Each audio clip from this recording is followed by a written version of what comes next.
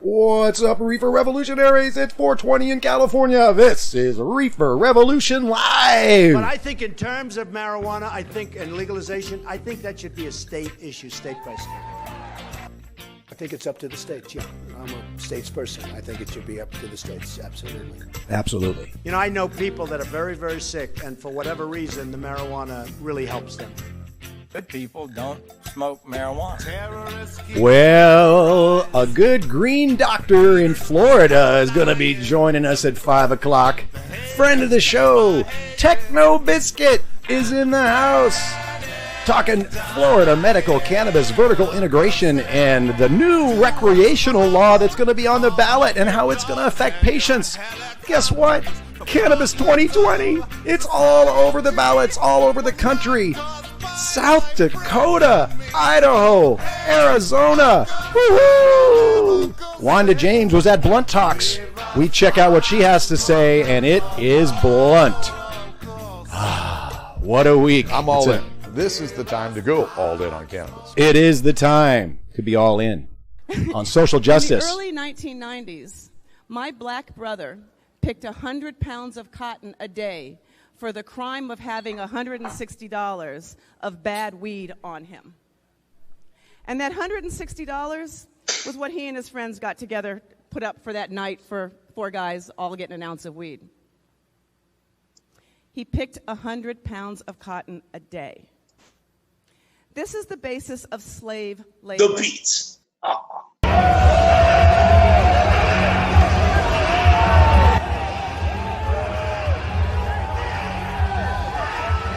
Well, not really a good segue into that one. With Ricky Diaz showing off his hemp cigarettes during a practice session. What's up, Reefer Revolutionaries? It is indeed 420 in California. I'm Dave Conan. This is Reefer Revolution Live. Show where we spark up. Talk about marijuana in the mainstream media, cannabis news, cannabis cures, and the politics of pot. And we do have cures, or at least cannabis care, to talk about today at 5 o'clock. We're going to be joined by friend of the show, Techno Biscuit. So we're all here. We got all the kinds of people jumping in the chat. And, of course, we have my partner in life in all things like cannabis and beyond, Coach Chela. Hey, guys. Hey, everybody. Hello, Coach Chela. That segue illustrates the contrast. Yes. Doesn't it? Well, I'll tell you. I guess you could call that a little bit of privilege, where you can go out in public and light up your CBD cigarette and during a training session and hand it off to somebody in the crowd. And meanwhile, not too long ago, young men of color were being locked up, and still are. Wanda James' example being her brother back in the 90s, literally picking cotton. For 4 years because of the crime of $160 of crappy weed that he and his friends bought. And we're actually gonna hear from Wanda James from the Blunt Talks event that we were there yesterday. And you may hear Dr. McKenzie in the background. Michael McKenzie is going to be joining us at 5 o'clock. And he is standing by in our Zoom chat, and we are going to talk quickly about a little news and hear from Wanda James, and we're going to hear from the FDA, a former FDA chief, and his musings on CBD and the pets and all things CBD. It's quite interesting. But welcome everybody. Everybody's jumping in the chat. I see MD and Niles, Gypsy Lady Lee. There's Techno Biscuit in the chat as well. Welcome, Dr. Mike.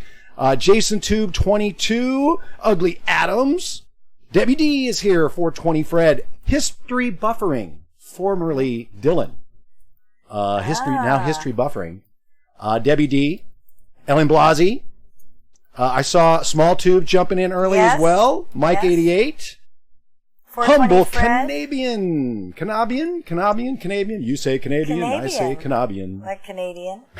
Canadian, yes, okay, that makes more sense. Welcome everybody. Welcome to the show. This is indeed a Reefer Revolution Live. We do this show every Sunday at 4:20, multi-streaming on YouTube, Facebook, Periscope, DLive, and I think that's it right now.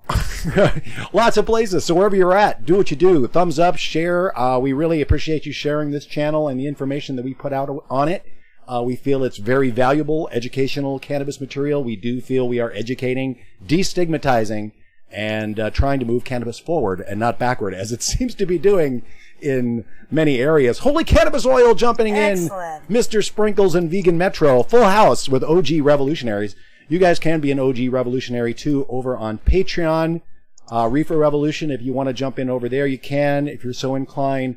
Also on Streamlabs. We'll drop those links in throughout the show. But thank you all. Cannabis Sativa in the house. All right. Welcome. Caught your podcast endorsement of Mr. Sanders this week and enjoyed that as well as all of your podcasts during the week. What are we smoking, folks?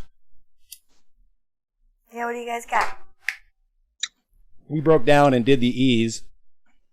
And, Sometimes you got to. Because I ran out of papers, quite honestly, is what Yeah. happened. We didn't want to go down the hill. So we've got a little Pacific Stone pre-rolls, which are a nice economical pre-roll through E's that we're enjoying, as well as some Old Pal. So we'll be rolling up some wedding cake and some Gorilla Glue and some Harley Sue, our CBD dominant, probably, in a little bit. MDM Niles, yes indeed, yes indeed. Thank you everybody for joining in. Oh, what a week, Chela. That was an amazing event we went to yesterday. Sure was. We went to Blunt Talks. Some At people might have caught it. Les Jardins. Some people might have caught our, we did a brief little stream from the consumption part of the event out in front. And that was quite fun.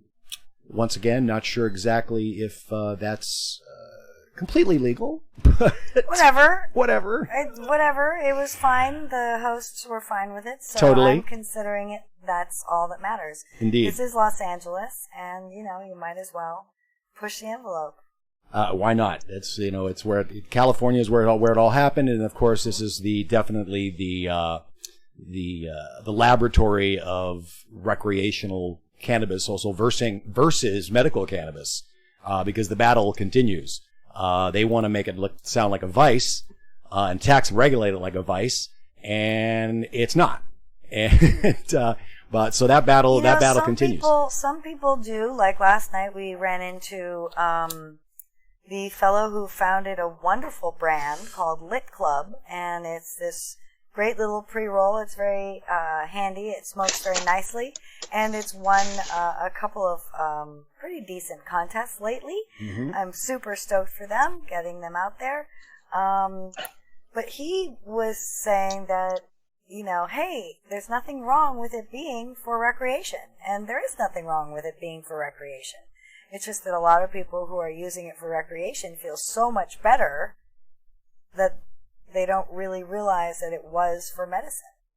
Indeed. So until after they've, used it a bit and finding that they feel so much better when they're recreating that, maybe they should see a doctor who knows something about the endocannabinoid system and say, hey, I feel better when I'm medicating. What's going on there? What's the deal? What is that? Well, we are, we're going to get a lot of great information from friend of the show, Techno Biscuit, Dr. Michael McKenzie, a real Florida doctor, a family practitioner, who is using medical cannabis in his practice. Awesome. And we're going to talk about that, as well as the state of legality of medical cannabis in Florida, the access, recreational on the way, and that's all at 5 o'clock, so make sure you stay tuned. Share the broadcast. We love it when we have revolutionary spotlights to do live with folks that are actually using cannabis medicine on the ground in a state that, you can't grow your own in Florida, and you can barely smoke it. They just allowed that to happen recently. So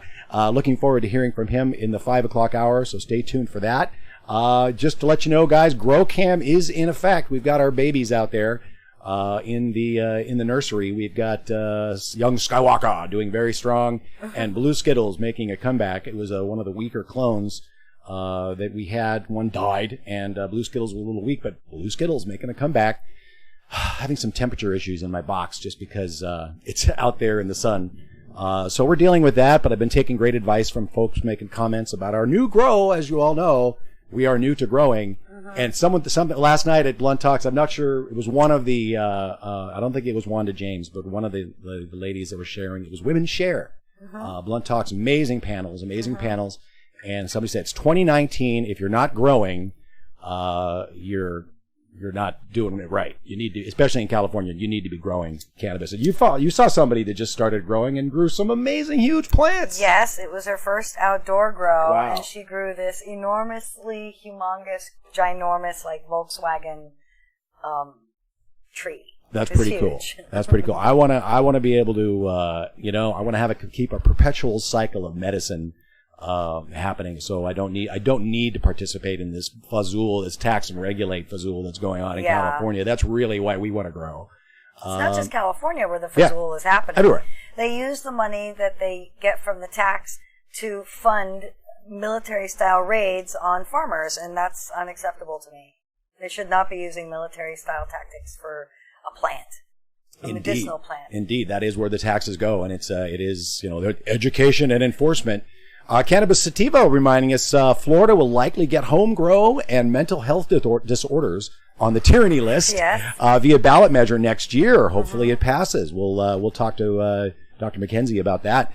So that's good news. Yes, that's something that needs to be included, something that came up on that veterans panel we did from State of Cannabis. Sean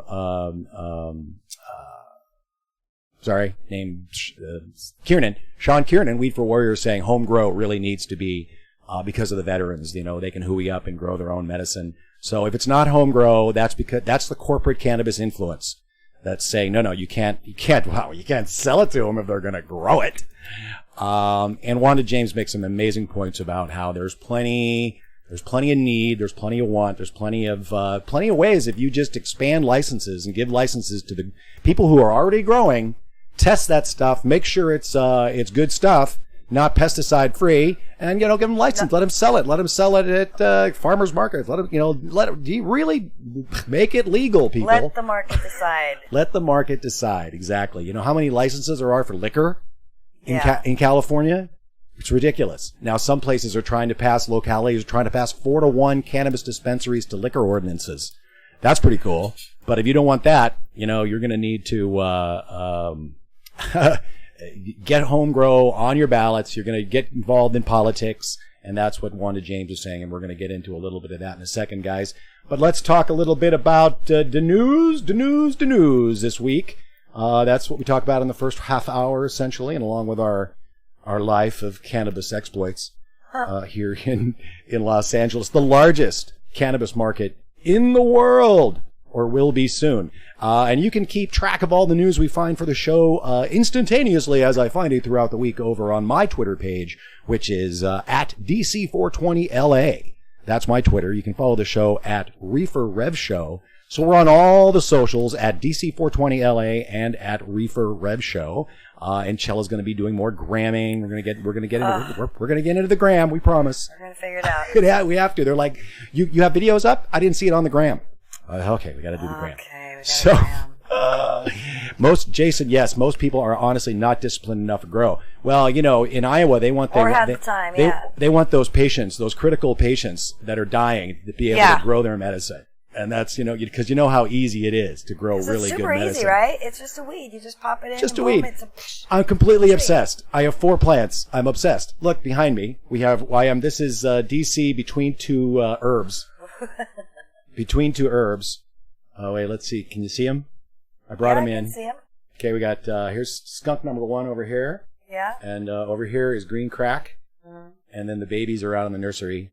Skywalker and blue Skittles. So yes, but now I'm obsessed. I've trimmed. Binga said trim leaves, so I trimmed leaves today. Yeah. I topped them. Somebody in the chat said top them. I'm like, okay, I topped the Skywalker. Oh God, it's great. It's awesome. I'm gonna scrog them. We're gonna scrog them, Chela. Okay. We're gonna scrog you, right? Yeah, that's the thing. It's the thing. Yeah. Green. Yeah, but I digress. Yeah. Because now we grow. Meanwhile, let's get back to the news. So follow us and get the instantaneous news that I find that we're going to talk about over at DC420LA. That all gets aggregated over to a Cannabis Chronicle at DC420LA.com. We put out 1 newsletter a week, guys. That's it. Just 1. Usually Sunday morning. It went out at midnight today. We were up sort of making the newsletter last night after the big event. But these are the stories we like to talk about in the Cannabis Chronicle on the show, so you can follow along. And of course, the top story this week, along with From Marijuana Moment, their top story also is the news about South Dakota. Yes, marijuana legalization measures advance one step on South Dakota. That's Kyle Yeager reporting. And they're doing it all, guys. It looks like they're doing adult use, medical, and hemp, and rules for hemp. So it's like, all right, well, if you're not going to if you politicians aren't going to do it, we're going to do it. And they aren't the only state. You're seeing it everywhere. Cannabis 2020 is going to be we're going to talk about the recreational. It's going to be on the ballot in Florida. That's coming. So it's all over the news this week, guys, that Cannabis 2020, Michael Moore said it. Well, I agree with Michael Moore on this. The turnout in Michigan was one of the reasons was because cannabis was on the ballot to legalize adult use. And it brought people out, particularly millennials, for the adult use, and the medical brings out the seniors. So, when people know it's medicine, they come out and vote for it. And you look at Utah. I mean, it's just amazing what Utah's are. They're taking it seriously. Utah's taking medicine seriously, and it's pretty amazing. I don't know their laws are the best, but they're definitely taking it seriously, and they're messing with growers and licenses too. But it's all over. It's all over. Of course, the presidential campaign. It's all over the presidential campaign. It's all over the ballots. More pandering from one of the progressives, Elizabeth Warren. I consider her a pander, quite frankly. Also in Marijuana Moment, Elizabeth Warren planned for Indian tribes, including marijuana legalization.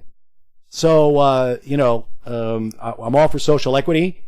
I'm all for allowing the original peoples to allowing, because they were completely forgotten in the California law. They were literally left out of the Prop 64 completely when they wrote it, because we wrote it. And if they do want to participate, they have to relinquish their sovereignty. That's right. We got that from Ariel Clark. So there's that interview. Yeah. Yes, they have to relinquish their sovereignty to get involved in the cannabis industry. But Elizabeth Warren has a plan for that, as she has a plan for many things. And this one involves... She's a planner. She has a grant for that, and it involves cannabis for the tribes. So that's good, right? You got casinos and you got cannabis. So we're good, right? Awesome. It's important, but I think her motives are less than authentic. Just to say that about that. But she's not the only candidate this week. Of course, Marijuana Moment doing some great exploration of all the candidates, and they explored Yang this week and a number of other people. But also the upcoming spoiler. I predict Tom Steyer is going to be the spoiler of 2020 because when Bernie gets the nomination, that means they're going to have to put up somebody else to make sure he doesn't win. And it may be Tom Steyer. And apparently he's quite upset that he can't invest in marijuana businesses. He is, of course, the billionaire that has bought his way into the Democratic debates. Looks like he has anyway. He thinks he has. But he doesn't think that it's fair that he can't invest. He says, I'm for legalizing marijuana. I'm from California. We also have legalized marijuana. Captain Obvious. Thank you. But he wants to put his money there. So all the candidates continue to use cannabis as a wedge issue, as a popular issue, the most popular issue in country, perhaps. Certainly one of the most. You don't get many 80-90% positives for medical cannabis or for any other issue at all.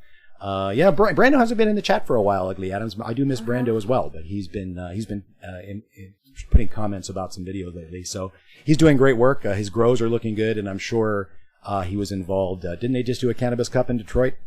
I think they did. I couldn't find any news on it this week, which is really strange. Or maybe I didn't look hard enough because we were doing a lot of stuff. We were. We've been doing so much stuff. We know. missed that other article that's on the front page there. Oh, gee. That Civilized Life article. I don't know how the crawl missed this one. We should put our names in that crawl. We probably should. Yeah. But we're all over this article, and that's not us on the cover of Civilized. That's not us, but that is a very used stock photo for stoned grannies. Yeah. There were some stoned grannies out there at the Detroit Cannabis Cup. There was some video of them.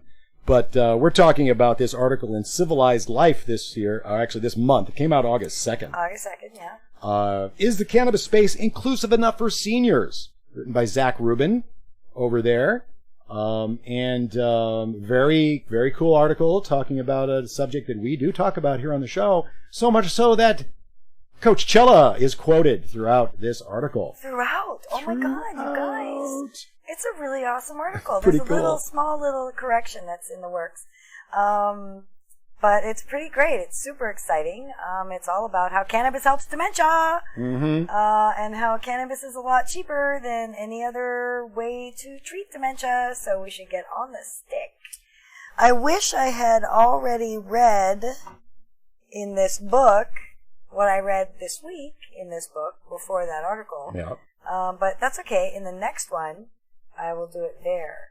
But you guys, this book, The Marijuana Medical Papers, 1839 and 1972, by Dr. Todd McGarria, one of the founders of the Society of Cannabis Clinicians, compiled this amazing book of all the studies before Prohibition. So I, of course, looked up my favorite thing, Alzheimer's disease, and then it was called senile dementia. And gee, lo and behold, by far and away the best medicine that they found was Indian hemp. With senile insomnia with wandering. And this is in when? This was in 1890. 1890. 1890. Like, so essentially, when there was like official slavery, Yeah, when official slavery was a thing. not to laugh at that, but it was, yeah, in 1890, cannabis was being used for senile dementia. Yeah. Yes. Amazing. And then anyway. So, you guys, this is exciting stuff. I'm going to make sure that my legislators know this information, as well as send them some other, I'm going to send them the review article. It's really important to know your legislators, and to write them often, and to make calls every now and then. And we're going to actually get into a little of Wanda James because it was so powerful what she had to say. We want to play a little of that before we invite get Doc Techno Biscuit in on the show. Jeremy Grusin, welcome. Oh, we better hurry. Welcome. Mad Goat's in. We better wrap up the I just want news. to quote this this article because Chela does is quoted throughout this article, and one of the things that popped out was the Alzheimer's tsunami. To borrow Conan's term, there's an Alzheimer's tsunami currently headed for shore. Over the next 35 years, 28 million boomers will develop the disease, and that's according to the Alzheimer's Association. 28 million baby boomers over the next 35 years. In 2020, it'll cost $11.9 billion to care for those suffering. In 2040, that figure is projected to top $328 billion. So we're talking in 20 years, that's quite an increase in the number of people who are going to be suffering from, that is definitely an Alzheimer's tsunami. And there is no end in sight. There are only 70-ish drugs in the pipeline right now from Big Pharma. Eli Lilly literally pulled the plug on its only and last Alzheimer's medicine that it was experimenting on and doing studies for. They said, nah, it's not working. We got to pull the plug. So they gave up their Alzheimer's research arm. Prevention is really the only thing that they're hoping for. What's causing this epidemic? 36 things, apparently. We're giving it to ourselves. And nobody's going to change those things. So we might as well just be using cannabis right now where you can use it, because it definitely is a one-to-one, being used from coast to coast for seniors, certainly. It is super, super sad to see. But check out that article, guys. Awesome. Chela made it into Civilized. Totally you did your rad. And you did your first podcast yesterday too, interview on Alzheimer's, and that was pretty fun. awesome. So we'll let people know when that's out. Yeah. And we're hoping Chela gets to do one of these blunt talks. I'm going to play right now. We're going to lobby for that because Chela's got information to share about this, as we do here every week, and we want to get it out to more people. Of course, we're making a documentary. We bring on doctors. We talk to real doctors working with cannabis on the ground, and real activists, social justice activists, like the folks from State of Cannabis that we covered and had on, Luis having on the show. And last night at Blunt Talks, there was an amazing entrepreneur, an activist, that spoke for just 15 minutes and communicated some really powerful and important information that we often talk about here on the show every week. So we really want to share this. I want to thank Blunt Talks for doing this. Also for Jeffrey over at Hybrid Forest Productions, a cannabis video production company here in Los Angeles. And we're all doing our best to get this kind of information out to the public. And I want to share this very important talk. Let me just find our starting point here. And Dr. Mike, you're gonna be able to hear it too. I'll take off the speakers here, and you'll be able to hear it sitting there in our Zoom chat. Maybe we can reference it when we come on at 5. We will be. Don't forget, folks. Dr. Mike McKenzie, a real doctor in Florida, a family physician that is using cannabis in his practice. We're going to talk about all things medical cannabis in Florida and the laws changing, ever-changing laws. But let's take a listen to Wanda James and look at from Blunt Talks. Last night, the event we were at. This is powerful stuff.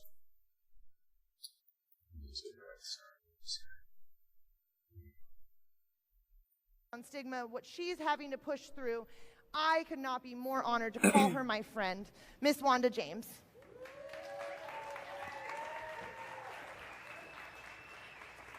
Oh, I love you. I hope you aren't offended by my joke, though. Oh, no. No, we're good. We're good. We're good. She called me. Wait, are we live with mic 1? This one? Hello, hello, hello. Oh, there we go. Awesome. Yeah, she called me old when we were roasting her. Said that I'm too old to be. Who was it? Was it Nicki Minaj or somebody? I don't know who it was. Cardi B. Well, hello, LA. Oh my goodness. So, little known fact, but this is home for me. This is where I spent my adult life after I got out of the military. So, got to LA in 1991, right before the riots. And LA taught me a lot. It taught me a lot about people and what it takes to make a community work.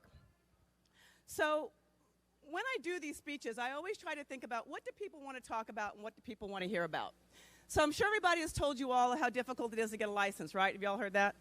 Yeah, y'all heard that one. You've all heard how expensive it is to get a license? Yeah, you've all heard that.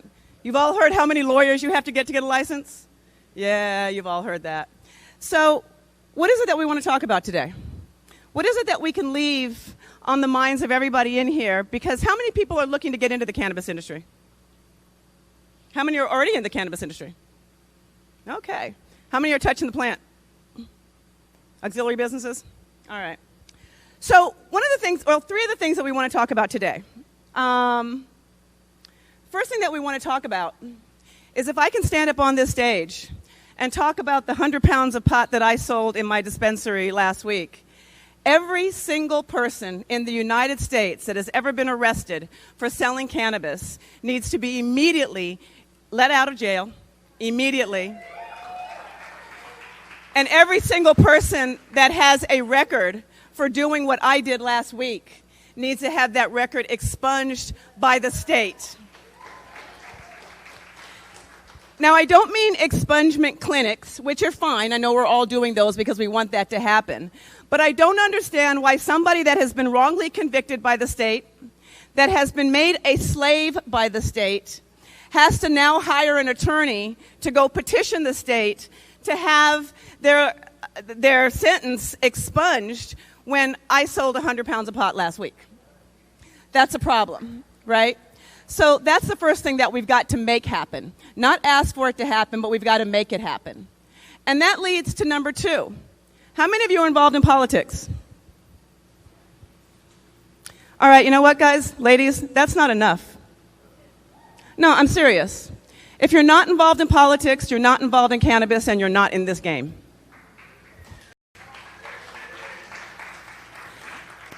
And when I say involved in politics, I don't mean that you have to go run for office, but how many of you know your local city council member? That's not enough.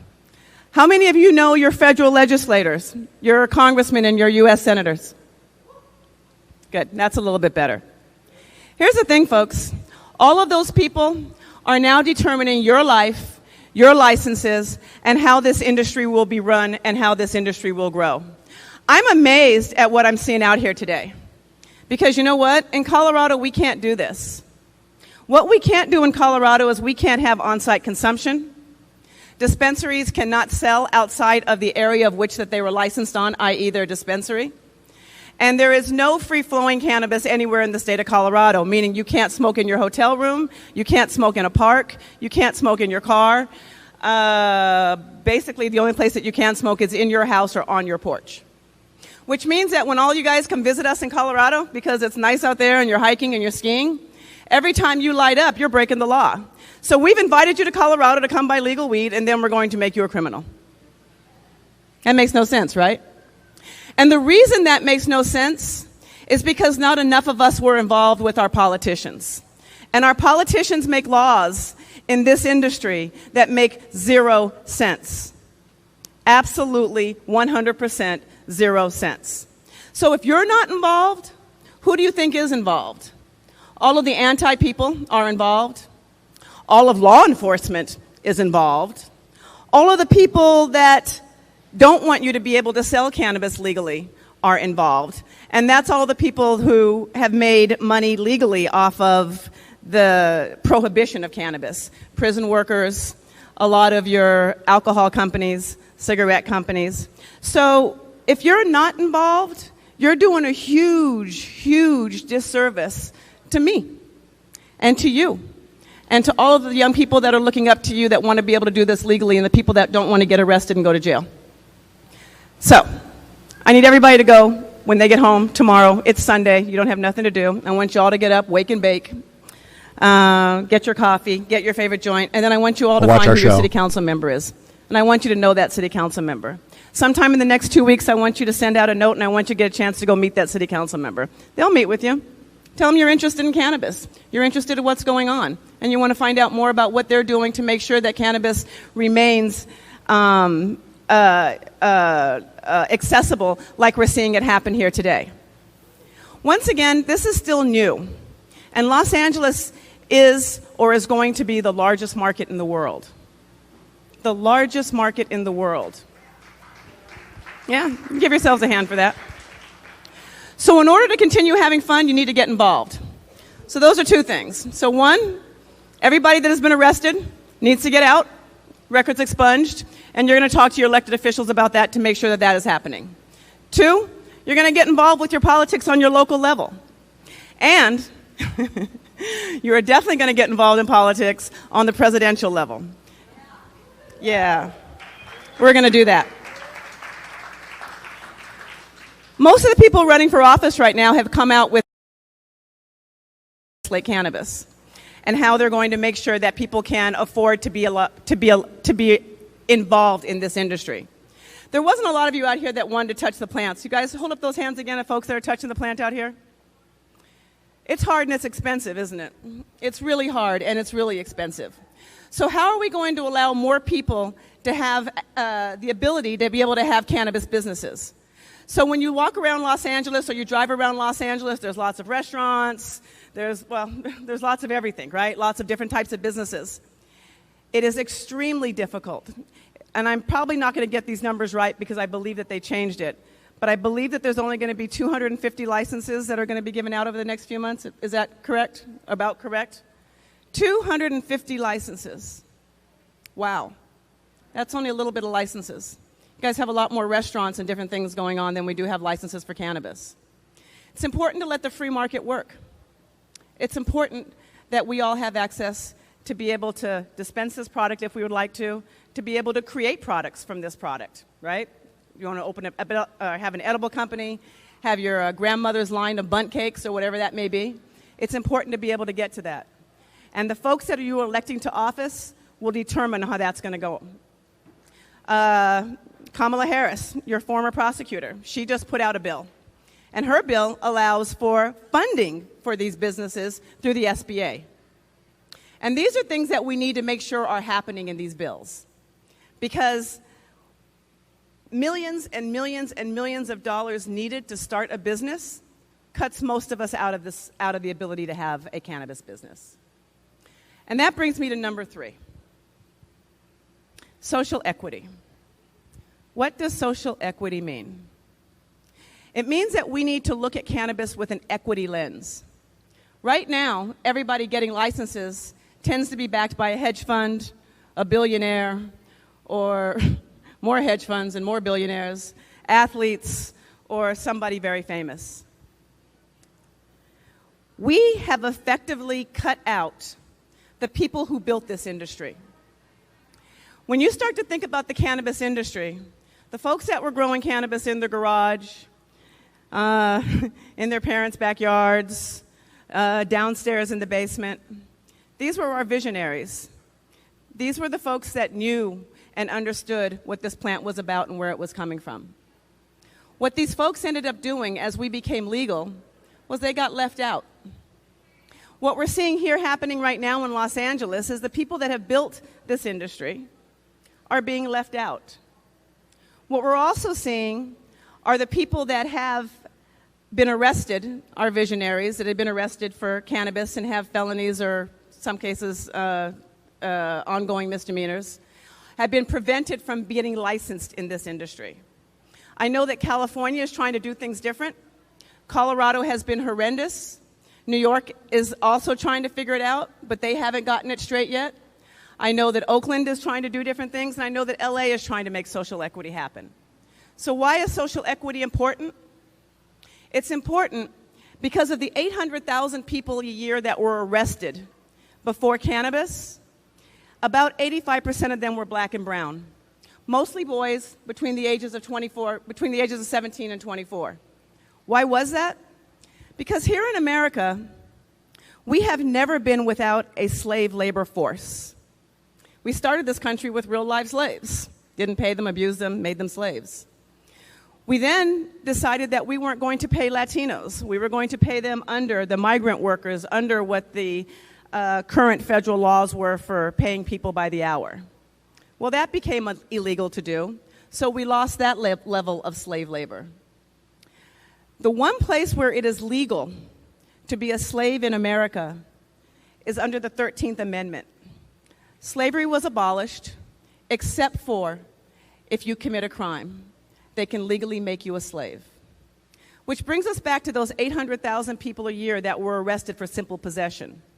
Those 800,000 people a year were not Escobar. They were not Scarface.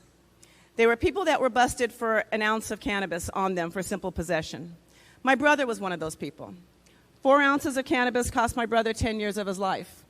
4 of those years, my brother in the early 1990s, as a teenager, picked 100 pounds of cotton a day for 4 years to purchase his freedom. Let me say that again. In the early 1990s, not 1890s, I'm not that old, Nicole. In the early 1990s, my black brother picked 100 pounds of cotton a day for the crime of having $160 of bad weed on him. And that $160 was what he and his friends got together, put up for that night for 4 guys all getting an ounce of weed. He picked 100 pounds of cotton a day. This is the basis of slave labor. California was real proud of itself a few months ago when the fire season started. There were lots of articles in Colorado, and they were really, really, really proud that on the front lines, they were using prisoners. They were being paid $1 to $12 a day to fight the California wildfires. That's called slaves and slave labor. When you target an entire race of people, or races of people, for slave labor, and then all of a sudden we have people on the cover of Forbes and Time making billions of dollars, and we've done nothing to give back to those slaves that we created. Social equity must happen. For every, yeah. Yeah. For every license that we give out to a hedge fund or to Madonna or to whoever else is getting licenses right now, we should ensure that a license is also given to somebody who was denied the opportunity to continue growing in their life because they were arrested, was denied the opportunity, in my brother's case, to go to prom. Social equity licenses are something that this industry should do, And we should not think about it in terms of somebody is getting something that taking something else from somebody else. That's a false narrative. LA, as the largest market, has enough consumers to have a robust social equity licensing, to have a robust big cannabis licenses, to have a robust mom and pop that made some bundt cakes on the corner licenses. We have enough. But in order to make all of this happen, ladies and gentlemen, y'all got to get out there and talk to your politicians, because we're not doing it, and they're making laws and making decisions without your input. Get out there and talk to your politicians. And I'm going to end it there because we're coming up. It is 5 o'clock and we have a guest waiting in the wings. But I really, I'm going to put the link to this entire blunt talks from last night. Wanda James, amazing, hitting on point with everything. Immediate expungement without effort, automatic. Some people are doing it. Some states are trying to do it. Others are dragging their feet. Contacting your politicians, knowing who you're voting for, knowing your local politicians, being engaged, because if you're in the business and you're not being political, you're not in the business. Because what she said is most important about that is those that don't want you in business and want to regulate it, make these crazy, crazy laws and taxes, they're there at the table. Yep. So we need to be at the table if we want to make sure that doesn't happen. Yep. And we got to make sure social equity is built in to these licenses. And if they want the black market, unregulated market, to go away, they need to give out more licenses than they're saying they can. There's plenty. There's no reason why they can't give more people licenses, because people like to buy weed from their friends, and as long as their friends don't have licenses, they're going to stay right there. And there's an article this week in the Chronicle that basically says the unregulated market is 4 times as big right now as the regulated market in California, even though California is the largest and gigantic cannabis market. So imagine if all of those people had licenses, it was easy to get in, that sales would still be happening. It's not like it's affecting the rest of the cannabis industry. People are out there buying, and yes, the numbers weren't where they wanted it, and the taxes wasn't where we wanted it. We wanted more money. So step back on the greed, everybody, corporate and tax and governments, and let's get medicine and a real good equitable business opportunity for women, for minorities, and everybody, not just hedge fund guys and Tom Steyer billionaires who want to invest. And all the way down to craft, mom and pop. That's right. And yes, there are more women in cannabis right now than most other industries, but that number has dropped because there is money coming in from all over, and that money is old white men in hedge funds, mostly from Canada. So let's check out that video. The link will be in the description later. And we are going to not waste any more time. We are going to get our friend of the show. Speaking of cannabis medicine and what's going on in Florida, and we're actually going to talk about a couple of more stories with Dr. Michael McKenzie, MD. I'm going to unmute you. There you go. Say hello, Dr. Mike. Hi, Dr. Mike. I think, there we go. I think I can hear you now. Say something else. I just want to make sure we can all hear you. Can you hear me? I guess is the question. Dr. Mike, can you hear me? Can you hear us, Dr. Mike? Oh, I know what the problem is. I'm muted. You're muted. I think I just unmuted. Hi, Dr. Mike. Hello, testing. Oh, there we go. Hi, how are you? All right, you should mute now. I should mute now. Yeah, you should mute yours now. Good. Okay. I think we might have fixed that. Okay. But we're going to see. Yeah, I can hear you, yeah. Okay, great. Awesome. Techno Biscuit. Techno Biscuit is in the house. Dr. Mike McKenzie from Florida. Welcome to the show. Yeah. Looks like Shell's muted too. Oh, wait. Say something, Chela. Hi. Hi, can you hear me now? Dr. Mike, her audio is coming in through our microphone system, so you may not hear her you may hear her through the same one as mine. Say something else, Chela? Hi, Dr. there we go. Mike. Thank you so much for coming by and being here. Greetings from Florida. There it is. Awesome. Okay, I think we're We are good. together now. Greetings from Florida. Indeed, Florida. Florida. A lot going on in Florida, Dr. Mike, as you inform us every week in the chat. You're always a great contributor into our chat every week on our show, and we really appreciate you joining us today to talk about what's going on in Florida. Particularly, we talked briefly right before the show in our little test earlier, not right before, but earlier today. You brought up the subject of vertical integration and the recent court decision that basically that said it was unconstitutional for companies to be vertically integrated. And we initially felt, hey, that's a good thing, because that breaks up the monopolies, right? That makes it more fair for people to get in, makes it maybe cheaper for the patients. But you brought up an excellent point, and I'd really like you to talk about that a little bit. What do you think, as a doctor, vertical integration means, both the pros and the cons?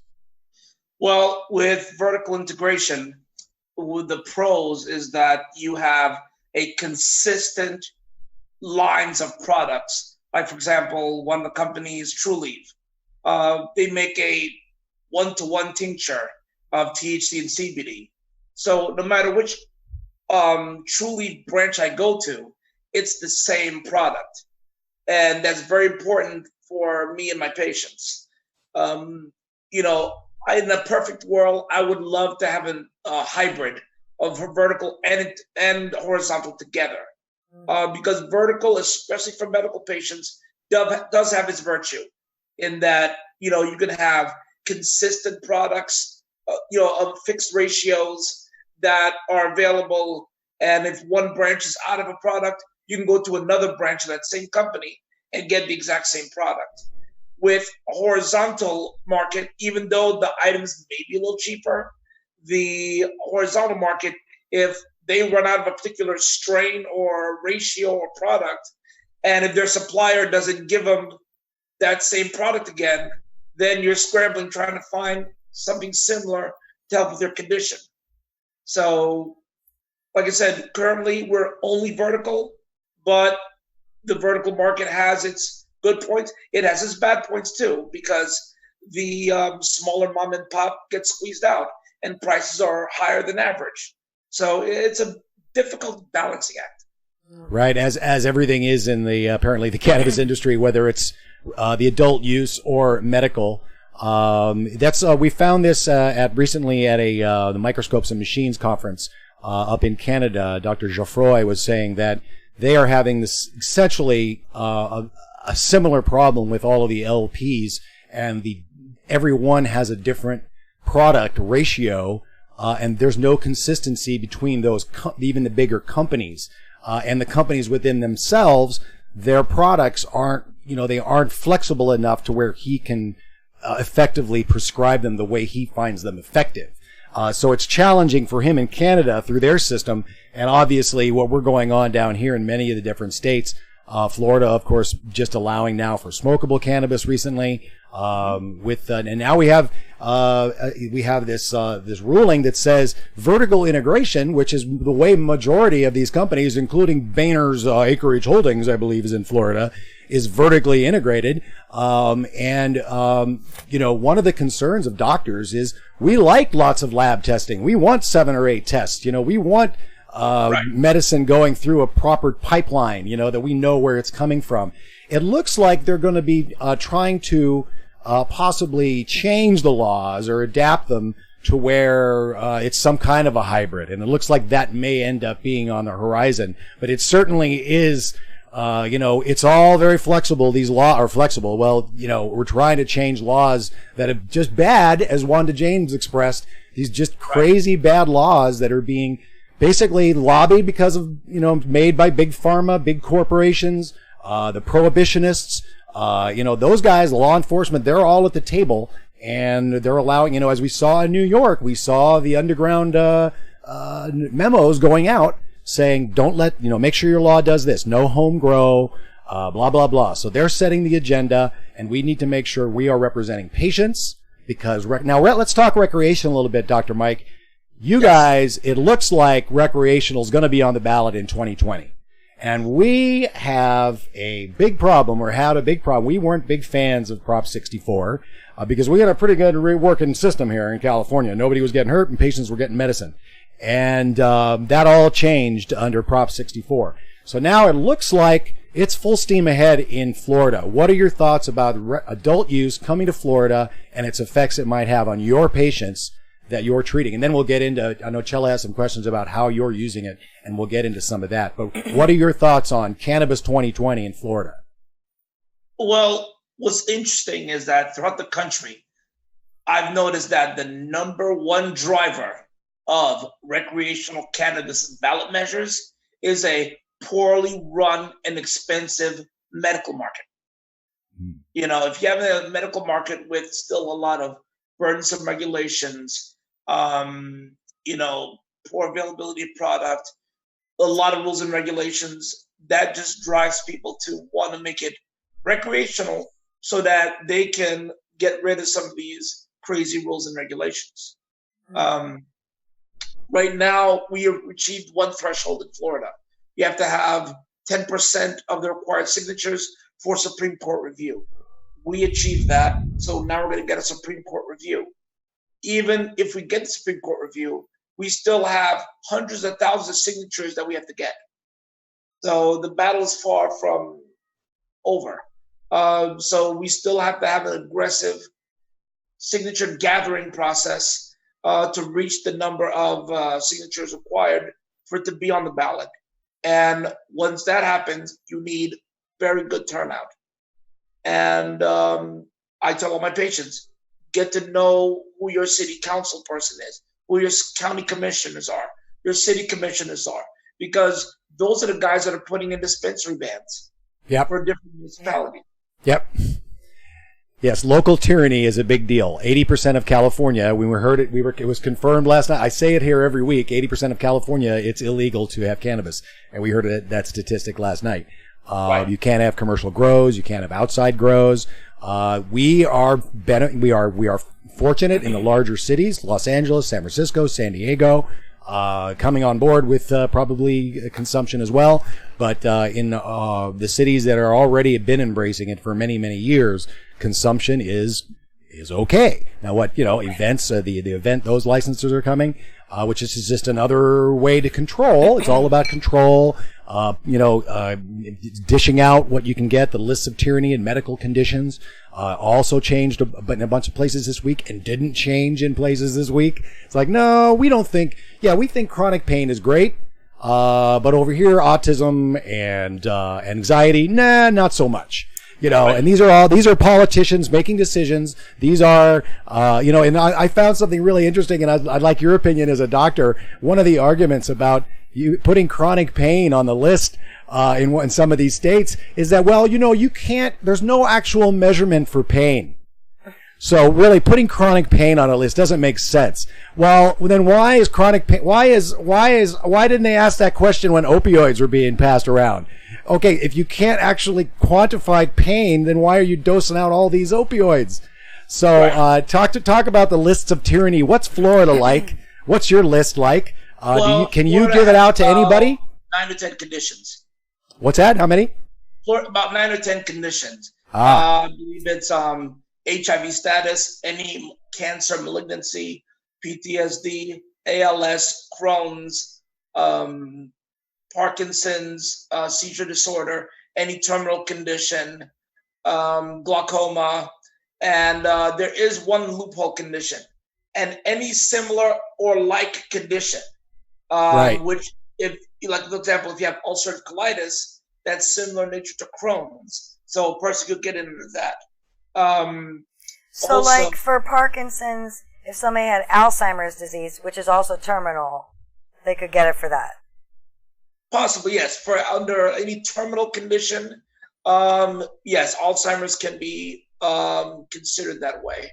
Also, they have chronic non-malignant pain, but there's a little asterisk next to it. The chronic non-malignant pain must be secondary to the above items on the list. So as a standalone, it can't be by itself. You have to tie it in with one of the above diagnoses. So one thing that is a common pairing would be PTSD and chronic non-malignant pain. If you were involved in a motor vehicle accident that resulted in you having chronic, back pain, that motor vehicle accident is a traumatic event. So you can weave it together. So you can weave it together and Yes. get it for people. Exactly. Because with chronic pain, especially say if you're in a motor vehicle accident, it's something that causes you to have anxiety about your condition. It causes you insomnia, difficulty sleeping, and you're constantly reliving this traumatic event in the back of your mind. So, that is considered like a PTSD. So we put the two together.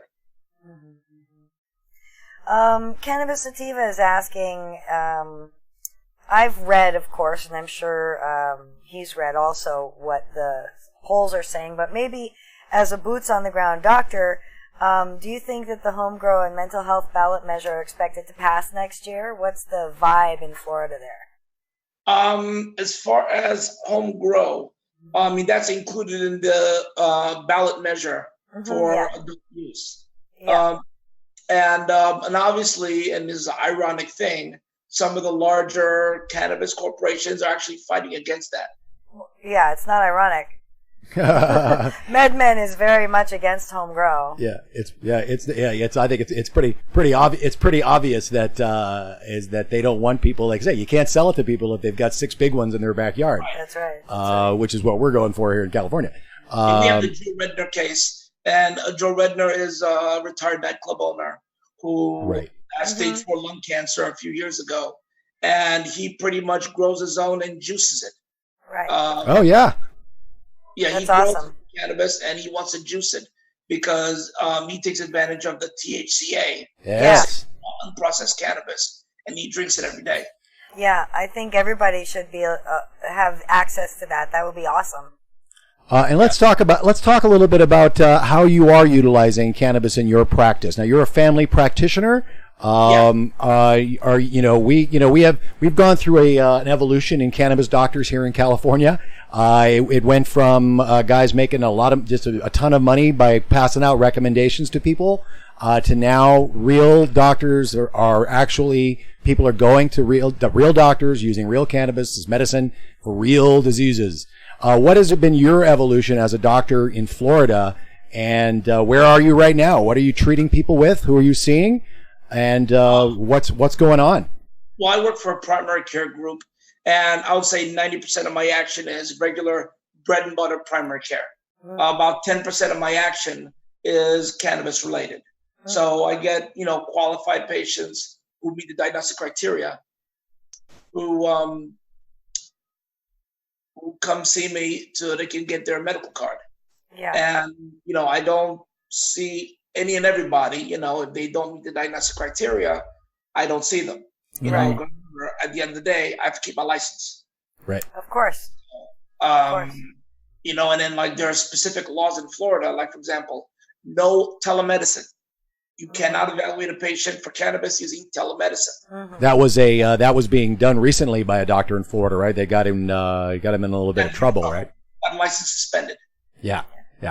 We can. I think we can still do that here in California, can't we? Yes, we can. Yeah. We still have the ability to do that in California, but. So I have a question. Go ahead.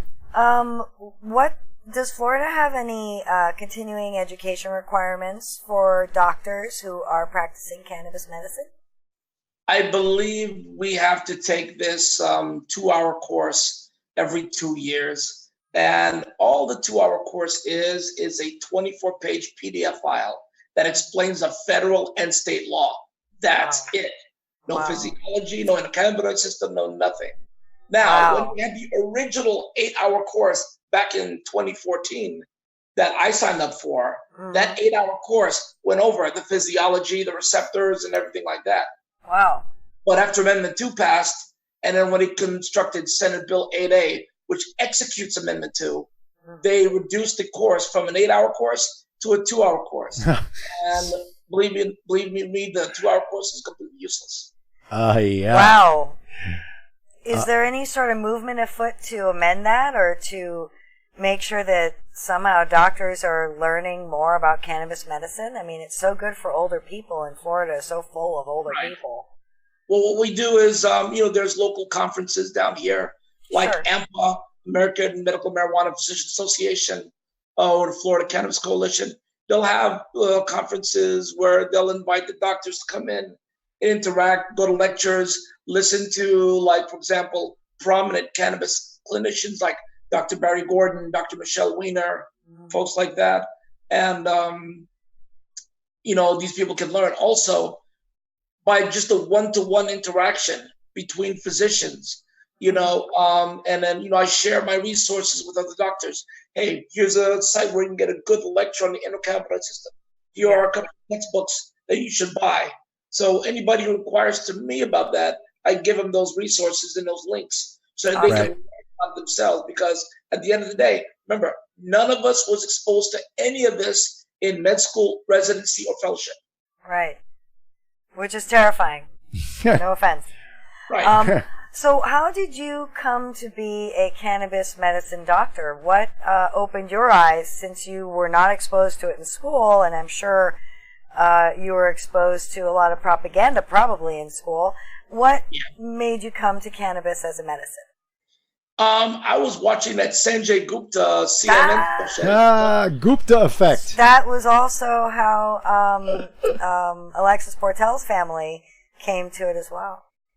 Yes, watching that, I was fascinated by its uses. And then I started, reading about the whole Rick Simpson phenomenon, and it was pretty amazing. So at that very same time, the Florida legislature, in anticipation of the people making a ballot measure in 2014, passed basically a Charlotte's Web CBD only law, where if you had seizure disorder, you could get low THC CBD oil.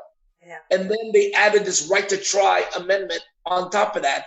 Basically, if you were terminal, which means that if we stopped all your medications, you would be dead within a year. That's the Florida state definition of terminal. Then you could try any cannabis product. However, there was nobody making full-fledged cannabis products outside the black market. So we had this low THC CBD oil going around. Yeah, it was partially effective, but the real push occurred when Amendment 2 got passed. Now you can have the whole spectrum of cannabis molecules to give the patient the best bang for their buck. Awesome. I'm so glad. Yeah. Now, originally, the list of doctors went from, when I signed up, it was like barely 50 doctors on the list. Wow. Now there's over 1,000 doctors on the list. Wow. But that number is deceiving because just because you have 1,000 doctors on the list, that doesn't mean that they're all seeing patients. Because many doctors sign up for the course and were certified, and then were told by their employer that, sorry, sir, but the legal department is not comfortable with you doing this. Right. And so those doctors are pretty much have their hands tied. They can't evaluate any patients. Right. Hey, Cannabis Sativa has another question. What products do seniors like in Florida use on average? Pills, tinctures, etc. Obviously, are there programs in place to get affordable medical marijuana for seniors, being as many are on fixed incomes? Not just seniors too. There are we have a number of folks that are challenged to get medicine in Florida and many other states. So to answer your first question, as far as what the seniors take, I know that a lot of my seniors like the one-to-one tinctures. Yep.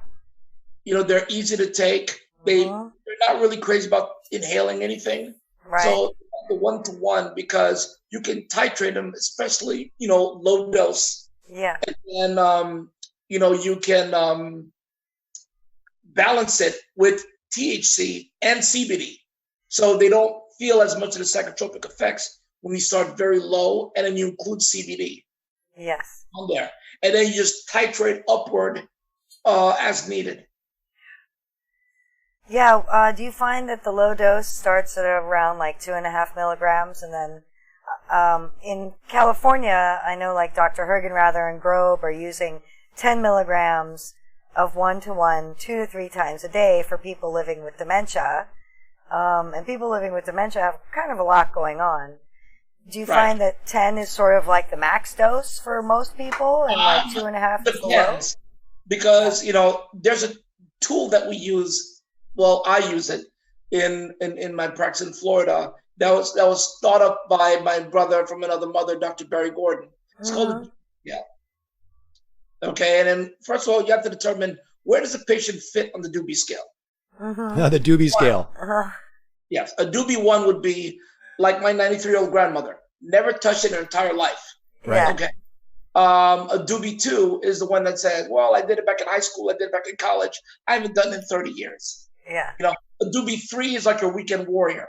They'll do nothing during the week, but on the weekend they'll partake to relax. Doobie 4s are your Snoop Dogg and Willie Nelson. Your chronic daily.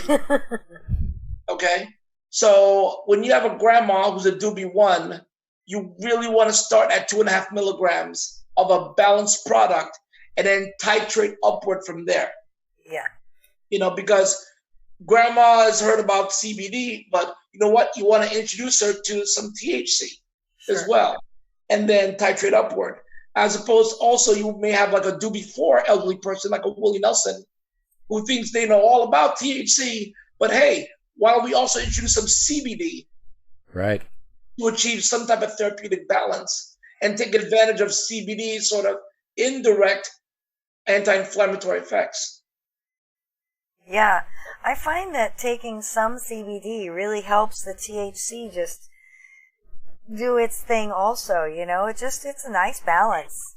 It's about the entourage effect. You also want to take advantage of the terpenes and the flavonoids. Yeah. Now, for the elderly, I usually try to avoid giving them a sativa product because it can actually make them a little more anxious, a little more paranoid.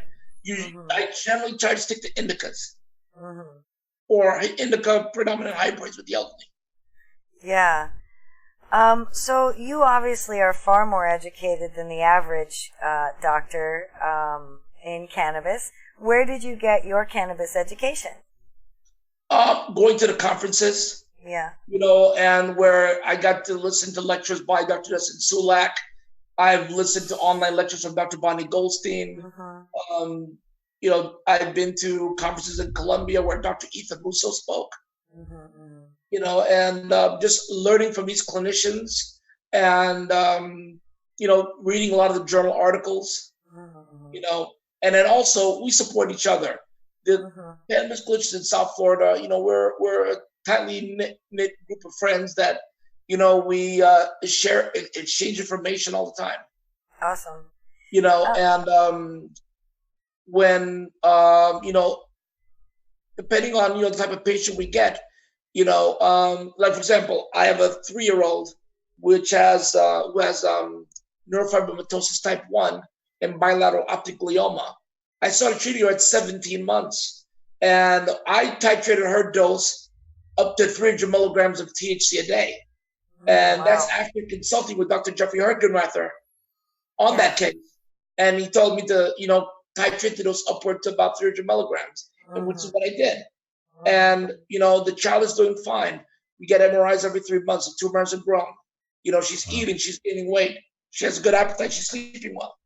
Wow. That's amazing.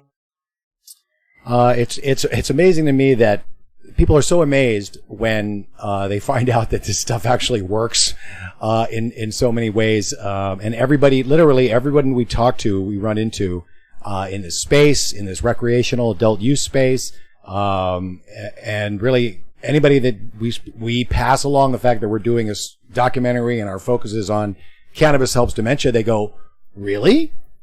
And we go, yeah, it's on 33 lists of the 36 states. They're like, really? And these are people who call themselves cannabis activists, cannabis. They're sort of profit driven right now, so maybe that. But these are people in the space. These are people that we run into every day, not in the space. Just the average person, you can give them a pass for not knowing these things. And doctors, you need, you doctors that actually are engaging with other doctors using real medicine or this kind of medicine, as with the Society of Cannabis Clinicians, like Hergenrather, and Sulak and all of that group. Sulak's last one, he just did a webinar in prep for CanMed. I don't know if you've been to CanMed. Are you coming to CanMed? Are you? Yeah. I'm debating. I'm not sure if I'm going to go yet. Come. I'm tempted to go. Come. We'll see you there. Yeah. We're definitely gonna be there. It would be great to meet you. It would be fantastic to meet you in person. To be honest with you, I have lately. I have not been going to many of these conferences, only because I run to the same people. Right. That's true, right? Listen, you're preaching to the choir. Yeah. Okay. It's That's like true. kissing your sister at the family reunion. That's like people who agree with me. I like a more challenging environment where I want to see some skeptics. right. Yeah, you can talk to these guys online. Are you making any events yourself, like talking to the community? Like, I would think that doing educational events for seniors in your community or anybody who's interested in coming to the educational event might be beneficial in Florida. Have you done any like that? Yes. For example, the famous Robert Platshorn, aka Bobby Tuna, has what's called the Silver Tour, where he goes to senior facilities and talks about cannabis. And these are well turned out events. Over 200 people show up at these events. It's catered by Panera, and people have a great time, and it's well organized. And there's things like the Silver Tour, and I'll be happy to speak on the Silver Tour, but you got to schedule like on the weekend. We can't do it during the week because I'm working during the week. And working a lot too, because apparently it looks like Florida is just other than the exploding Oklahoma, Florida continues to be a very fast-growing medical marijuana market. Yeah, 609 patients being added. Exactly. Oklahoma. Okay, I did my residency training in Oklahoma. Oh, really? Okay. And watching what these people are doing there in Oklahoma, it gives me life. I'll tell you. I never thought.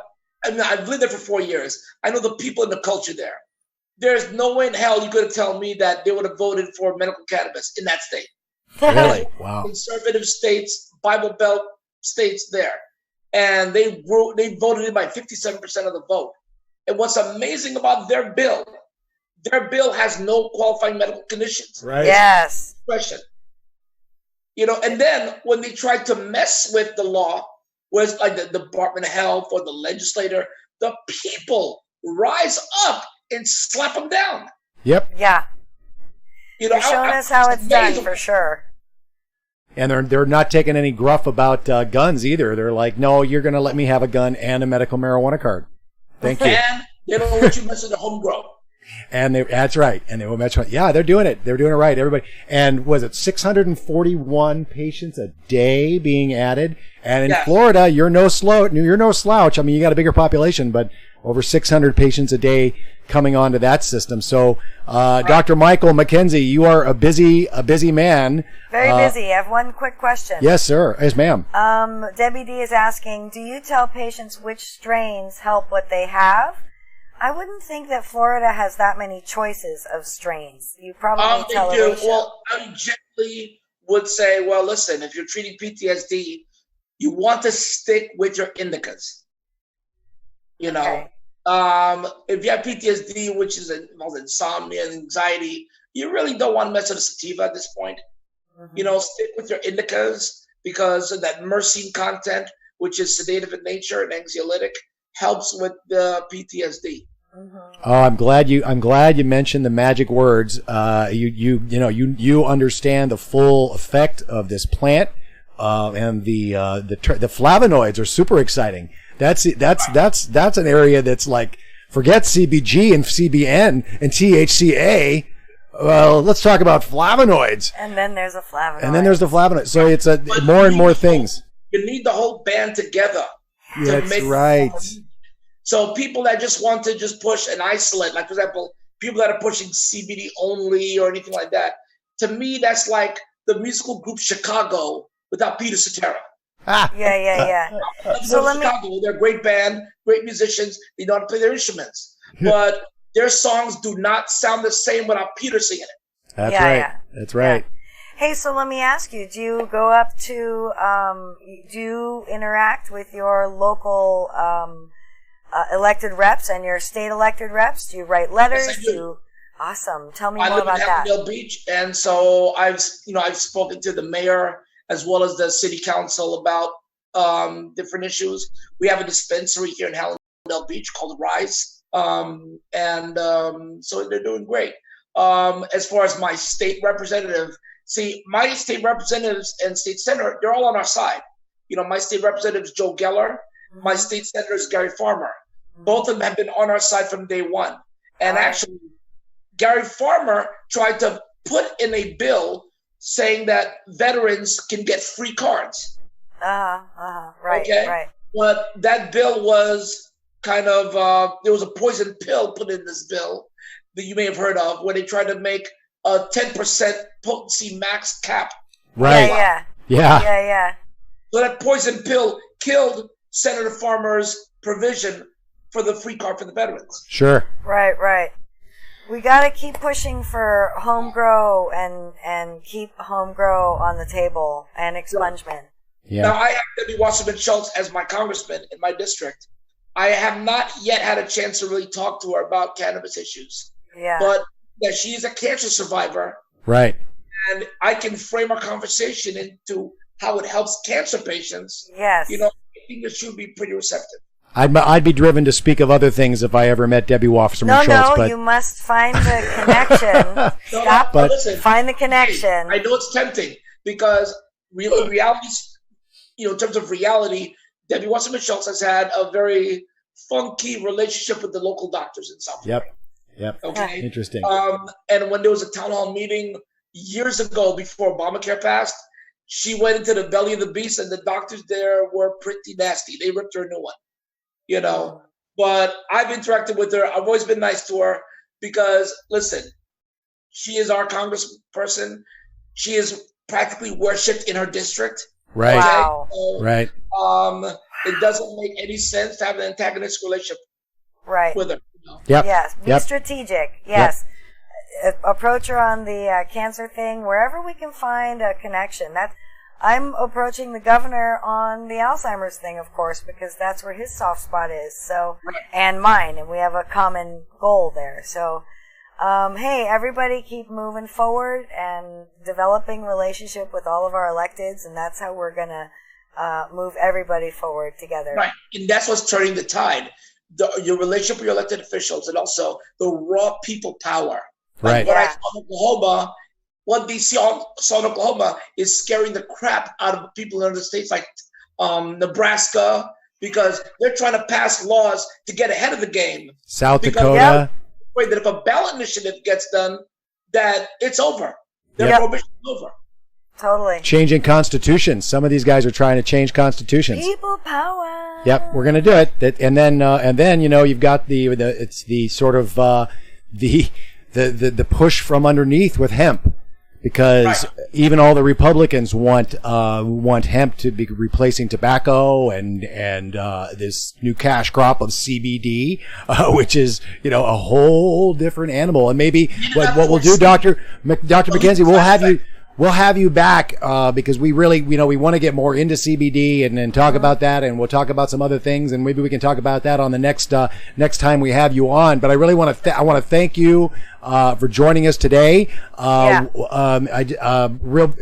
is education going on in Florida. There's this group. I don't know where are you in Hollywood, Florida? I'm in Hallandale Beach, which is right below Hollywood. Right below Hollywood. Okay, cool. There's this, it's One Senior Place in Suntree. I guess Suntree is having an event tomorrow. August 19th. So I just wanted to remember, and that's in Florida. So obviously, as Dr. McKenzie said, there is education happening in Florida. Get educated. Share education. Share your education. I'm sure the laws, it's really hard to get compassion back into cannabis. And it's one of the things that drives us absolutely crazy. The compassion is where all of this came from, that and defiance of the government. It's really tragic that all of this profit motivation and stuff is doing its best to drive compassion out of these laws. Oh, yes, Dave, sir. just before I go, you gotta always keep in mind also, Yes. there are 4 kinds of money you are fighting against. You Yes. always have to keep these 4 kinds of money in the back of your mind. First type of money is old money. Okay, that's the pharmaceutical industry. Like Insys Pharmaceuticals, who gave $500,000 to Arizona against their legalization effort. Right. GW is playing dirty in a few states where they're petitioning against any kind of relaxation of the cannabis laws because they were the monopoly. Right. Then you have what's called long money. Okay, that's the alcohol industry. Okay, Tobacco probably falls into that category. Right, probably yes. Then you also have what's called big money, which is the prison industrial complex, the sheriff's offices, civil asset forfeiture. That's that big money. Okay. And then there's a new kid on the block, which you have to deal with. We call it new money. That's the industrial complex. The series of rehab facilities and sober homes, like what Kennedy's doing, which is trying to block cannabis legalization at every turn. So the addiction racket. That's genius, yeah. Well, we are going to have you back on to break those down, especially about that last one, which is definitely something that, and you've buttoned them up nicely, all 4 of them together. That is pressing down from above, and all sides really, with regards to how these new laws that are being developed. And that last one is particularly intriguing because we talk about it often that, there's not you don't make a lot of money when you actually get people off of these drugs and things. It's all about keeping people sick, a sick care as opposed to health care. And, alcohol is the poison of the country, and cannabis is the healing of the country, as Bob Marley says, paraphrasing there, of course. And that was an excellent, great point, Dr. McKenzie, Dr. Mike. We thank you so much for joining us today. We definitely want to have you back on. We so enjoy you in the chat. We want to have you back on and talk about CBD, the addiction racket, and all kinds of other things. Dr. Mike, thank you so much. Have a great evening in Florida, and we'll see you next time. And see you in the chat. We'll see you in the chat for the afterburn. Okie doke. All right. Thank you. Thank you, Dr. McKenzie. All right. Bye-bye. That was Free the people. Free the plant, free the people, guys. Awesome. Home grow, all on point there, in so many ways, and especially that last point about. So nice to have such a great enlightened doctor in Florida. They are few and far between. Yeah. And we got a big gap in the middle, apparently, of the country, because there's 3 in Tennessee that I know of, in different places. In different places. Well, in Florida, sort of, they do have Patients Without Time conferences there. I mean, they're very Americans for Safe Access. That's right. Their medical cannabis community is very active in Florida, and there you have it. Friend of the show, Techno Biscuit. In the chat, Dr. Michael McKenzie in Florida, using medicine in about 10% of his practice there. Folks that are, still got to get an MMJ card, but real medicine is now. Back in the day when we were doing it here in California, we were purely recreational, and nobody other than maybe Dr. Dina and a handful of celebrity doctors, if you will, were talking about medicine in cannabis. Like Dennis Perone? Well, no, I'm talking about I'm not talking about early on. I'm talking about Oh, in the early days of 215? Of 215, yeah. In Los Angeles, in anyway. Yeah. We weren't anywhere near San Francisco and the AIDS crisis. No. I'm I'm talking about when beyond 215, when 420 passed, and they started to make the collectives and the big push for the medical marijuana doctors to get your card happened. Mm-hmm. It was a big racket. It was a big fazool. But under that, people wanted to get high so they could get their weed. Fine. But under that, this compassion flourished. Collectives flourished. Nonprofits were able to work and be around in California. Mm-hmm. Did they pay all of their taxes? Probably not. Did they pay some of their taxes? Yes, they did. Did they build communities in Northern California? Yeah, they built a lot of them. That before, even with completely unregulated cannabis. Yeah, so paved the way. Compassion. Cannabis has built economies, communities, families, and healing throughout California, and now it's under attack by all those money interests, all those money things that Techno Biscuit, Dr. McKenzie talked about. Old money, new money, big money, and long money, and then what was the addiction one? I wrote them in the chat. Oh, good. Yeah, read it's the chat. 4 kinds of money. Old money, Yeah. long money, Right. big money, Big money. and new money. And new money. And new money is the rehabs. Oh, that's the rehab. 4 Okay. kinds of money. Old money is pharma, long money is alcohol, tobacco, big money is prisons, and new money is rehabs. We will have Dr. Mike McKenzie, also in my mind known as Dr. Biscuit. Dr. Biscuit. Call me Dr. Biscuit. It's my affectionate name for you.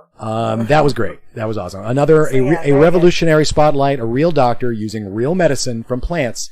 Nice to hear about the THC juicing of the leaves. We're a fan Totally. of Next promoting time, that. We don't actually do it. Next time we Like to, have if we get the Dr. leaves. Biscuit on, I'm going to ask him if he uses cannabis medicine himself. I am so excited. I just realized, Chela, you know what we're going to be able to do is we're going to be able to have leaves next year or soon. Yeah, I know. Relatively soon. I know. When you cut them off, throw them in the juicer.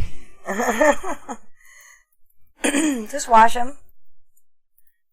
And we're going to check in. We're going to check in on the girls, the babies, when we get into the afterburn, guys. Isn't that now? That's now. All right. I got to shut down, and we're going to roll into the afterburn. Thanks again to Dr. Mike McKenzie in Florida. Techno Biscuit. We'll see you in the chat. Free the plant, free the people, guys. Stick around. I'm going to shut down for a second, and then I'm going to reboot, come back with some cool music, and we're going to get into the afterburn. We're going to hotbox the mainstream media and their coverage of marijuana from coast to coast in the MST 420 theater. So stay tuned, guys. Thanks for watching. Thanks again to Dr. Mike, and we'll be right back with the afterburn. Hit that thumbs up before we shut it down. Thanks, guys. Getting into my afterburn voice, you see. There they are, the babies. Transitioning. Look at the babies. They're so Hi, cute. babies. See you in a minute.